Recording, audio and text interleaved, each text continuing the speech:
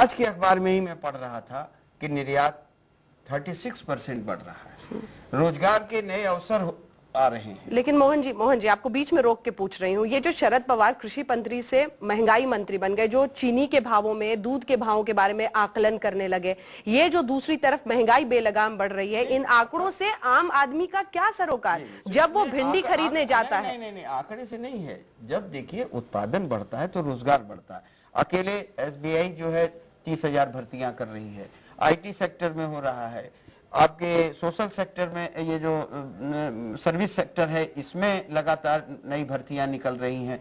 तो अगर इकोनॉमी नहीं बढ़ेगी तो रोजगार के नए अवसर नहीं सामने आएंगे।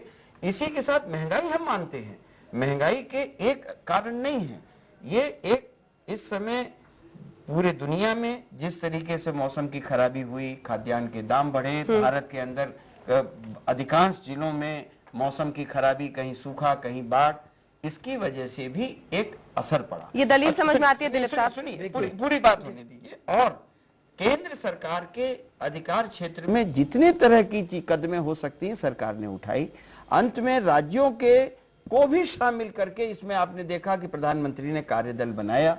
अगर एक समस्या है जिसमें राज्य और केंद्र दोनों को कदम उठाने की आवश्यकता है, यह पहल भी प्रधानमंत्री जी ने किया और हम जल्दी से जल्दी लोगों को इससे राहत देना चाहते हैं। दिलीप जी, देखिए, इन्फ्लेशन के बारे में हमें यह समझना है कि इन्फ्लेशन में इनका ट्रैक रिकॉर्ड बहुत ही खराब है और इन्फ्लेशन जो है आगे जाकर कम होने की कोई उम्मीद नहीं है, क्योंकि हमारा ग्रोथ रेट जो है और हमारा एग्रीकल्चर प्रोडक्शन रेट जो है वो बढ़ नहीं रहा है, और इसलिए जो हमें डिपेंडेंस होने वाला है आगे जाकर इंपोर्टेड फूड ग्रेन्स पे, उसके लिए एक पॉलिसी नहीं है। और उसके लिए जहां अभी तक तो शायद घोटाले बाहर नहीं आए, पर इसमें काफी लोग इस वक्त देख रहे हैं कि ये प्राइसेस को कंट्रोल करने का कोशिश क्यों नहीं किया गया और किसके बेनिफिट में किया गया है। बिल्कुल, गोदामों में गेहूं सड़ते हुए तस्वीरें तमाम टेलीविजन चैनल्स ने दिखाई। अलग अलग राज्यों से भी पूरी तरह से जिम्मेदारी नहीं ली जा सकती है, लेकिन कुल मिलाकर 65% लोग, अतुल अंजान साहब, मानते हैं कि यह सरकार जिम्मेदार है, 14% मानते हैं आंशिक रूप से। आप क्या कहेंगे? मुझे ज्यादा कुछ नहीं कहना है। जब 65% लोगों ने कह दिया है महंगाई की जिम्मेदारी केंद्र सरकार पर है, तो वो सबके सामने है।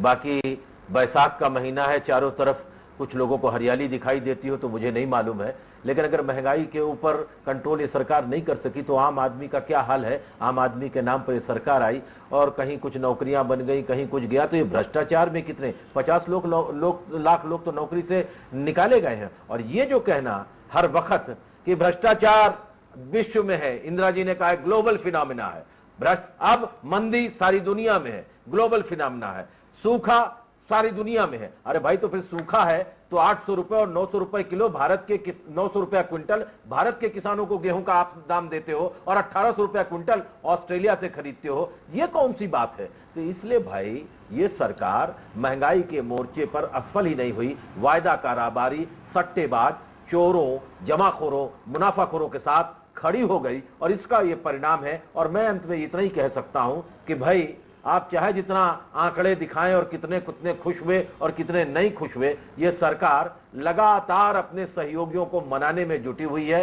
और पहली बार ऐसा हो रहा है कि मंत्री मौजूद नहीं कैबिनेट में, राज्य और केंद्र संबंधों को खराब करने के लिए संविधान के जो नीति निर्माता लोगों ने जो व्यवस्था दी थी उसको भी तोड़ा मरोड़ा जा रहा है। ऐसी स्थिति में अगर लोग समझते हैं कि ये सरकार अच्छी है, तो हम तो ये समझते हैं कि ये सरकार महंगाई पर काबू नहीं कर सकी, रोजगार के, और ये जो शिक्षा का बपौतीकरण हो रहा है, जो आज महंगी शिक्षा मानी जा रही है, विदेशी यूनिवर्सिटियों को ला रहे हैं, ये सब एक नया तरीका है जिससे अंततोगत्वा इस देश को नुकसान होगा। और भाई, विदेशी विश्वविद्यालयों से पहले हमारे विश्वविद्यालयों में, आज नासा के अंदर, आज ये जेरोक्स में, बहुराष्ट्रीय कंपनियों में 22 और 23% भारत के वैज्ञानिक और भारत के नौजवान हैं, तो देशी विश्वविद्यालयों से पढ़ के गए ना। तो विदेशी विश्वविद्यालयों से गुणवत्ता होगी या कुछ विशिष्ट लोगों की के अवसर मिलेंगे, ये खुद देखें। मैं ये समझता हूँ विभिन्न मोर्चों पर, इस देश में अब वो नजरिया निराशाजनक तरीके से सोचने का बदलना चाहिए। हर परिवर्तन में मैंने देखा कि इस तरह के लोग इस देश में हैं जो लोगों को भय दिखाते हैं। ऐसा हो जाएगा। जब कंप्यूटर आया उस समय भी इस तरह की विचारधारा के लोग कह रहे थे कि इससे बेरोजगारी बढ़ जाएगी। और आज सबसे ज्यादा रोजगार उसी सेक्टर में है। आज जो शिक्षा के क्षेत्र में विस्तार हो रहा है, उसकी गुणवत्ता को सुधारने का काम हो रहा है। मैं समझता हूं कि आगे आने वाली पीढ़ी की जिंदगी को बदलने के लिए आज शिक्षा का विस्तार और उसकी गुणवत्ता की आवश्यकता है, जो बड़े पैमाने पर मनमोहन सिंह जी की सरकार, कपिल सिब्बल जी, यूपीए सरकार उसको कर रही है। लेकिन अब बात, चूंकि नरेगा की भी बात हुई थी, जरा सा टॉपिक से बदलते हुए मोहन जी आपसे पहले लूंगी, फिर दिलीप साहब से, कि भीलवाड़ा जहां के सीपी जोशी साहब हैं, वहीं पर जब सर्वे को देखा गया तो नरेगा में सबसे ज्यादा करप्शन पाया गया। ये जो नरेगा में भ्रष्टाचार फ्लैगशिप प्रोग्राम है आपकी सरकार का, मैं आपसे कहना चाहता हूं कि ये एक प्रोग्राम जब चालू किया था तब किस तरह का हल्ला मचा था। पैसा कहां से लाएंगे, कैसे चलेगा, यही भय। सुनिए, लेकिन भ्रष्टाचार आप नहीं रोक पा रहे दिलीप साहब। भ्रष्टाचार जो है, जब भी कोई नई योजना चलती है तो उसके प्रति जागरूकता पैदा करना पड़ता है। दूसरा, राज्य सरकारों को भी उतनी तत्परता दिखानी पड़ेगी, क्योंकि इसकी जो मशीनरी है कोई योजना के पास नहीं है। कांग्रेस शासित राज्यों में उस रिपोर्ट के मुताबिक ज्यादा भ्रष्टाचार है नरेगा से। ये आपका जो ये रिपोर्ट है, नहीं सुनिए, जनरलाइज जो आप कह रहे हैं, कांग्रेस राज्य में सबसे अच्छा अगर नरेगा में काम हो रहा है तो आंध्र प्रदेश में हो रहा है। वहां किसकी सरकार है?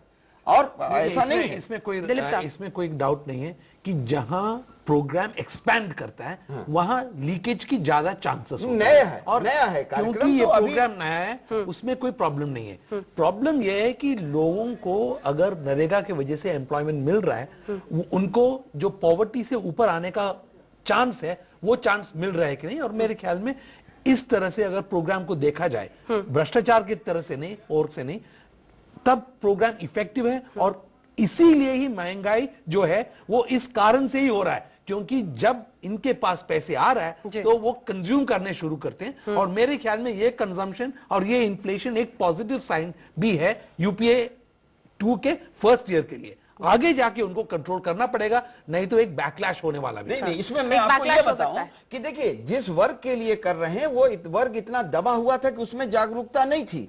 जैसे ही उसमें जागरूकता आएगी तो भ्रष्टाचार पर भी लगाम लगेगा। और हम हर वो तरीके अपना रहे हैं, जैसे हमने एक कोई काम किया, उसके बाद गलती समझ में आई कि कहां लीकेज हो रहा है, तो उस लीकेज को बंद करने का भी काम हो रहा है। और ये पूरे देश के पैमाने पर, और इसके लिए एक जन जागरण की भी आवश्यकता है, भावना की भी आवश्यकता है। राज्य सरकार चाहे किसी भी पार्टी की हो, कि मशीनरी तो समाज से ही आती है, कहीं बाहर से नहीं आती।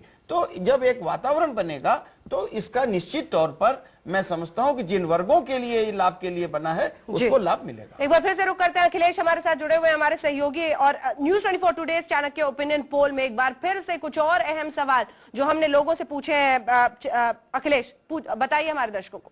बिल्कुल, अपने दर्शकों को पहले यह हम बता दें कि टुडे चाणक्य और न्यूज़ 24 ने मिलकर यह ओपिनियन पोल किया है और देश में 180 संसदीय क्षेत्र तक हम पहुंचे और लोगों की राय इसमें शामिल है, वहां के लोगों की। तो सवाल आपके सामने है, एक मंत्री का दूसरे मंत्रालय के कामकाज पर टिप्पणी करना यूपीए अध्यक्ष और पीएम के लिए चिंता की बात है? यह सवाल हमने पूछा, जवाब हमें मिला 54% लोगों का कहना था हां, 32% लोगों ने कहा नहीं, जबकि 14% ऐसे लोग भी थे जो कुछ नहीं कह पाने की स्थिति में थे। इसके बाद हम आपको बताते हैं आगे हमने क्या पूछा। तमाम लोगों से सवाल जो पूछा गया, अपने सहयोगियों की वजह से कांग्रेस कड़े फैसले नहीं ले पा रही है, यह सवाल था हमारा। 76% लोगों को ऐसा लगता है, यानी कि उनका जवाब था हां, जबकि नहीं 18% लोग कह रहे थे। 6% ऐसे लोग भी थे जो नहीं कह सकते, हमें उनका जवाब मिला। और आगे बढ़ते हैं, हमने यह पूछा लोगों से कि क्या 2014 तक यूपीए सरकार देश के विकास दर को 2 अंकों में पहुंचा पाएगी? यह हमारा सवाल था। जवाब हमें मिला 43% लोगों को ऐसा लगता है, यानी कि उन्होंने हां कहा है, जबकि नहीं कहते हैं 33% लोग, और 24% लोग ऐसे भी हैं जो कुछ नहीं कह पाने की स्थिति में थे। और उसके बाद हमने एक बहुत अहम सवाल यह पूछा है तमाम लोगों से कि क्या जनगणना में जाति पूछा जाना ठीक है, यानी कि जाति गणना ठीक है? 24% लोगों को ऐसा लगता है कि हां, जबकि 66% लोग इसे गलत मान रहे हैं, उनका जवाब था नहीं।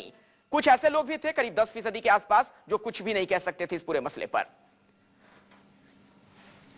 उसके बाद हमने एक सवाल और पूछा, काफी अहम सवाल यह भी, क्या यूनिक आइडेंटिफिकेशन नंबर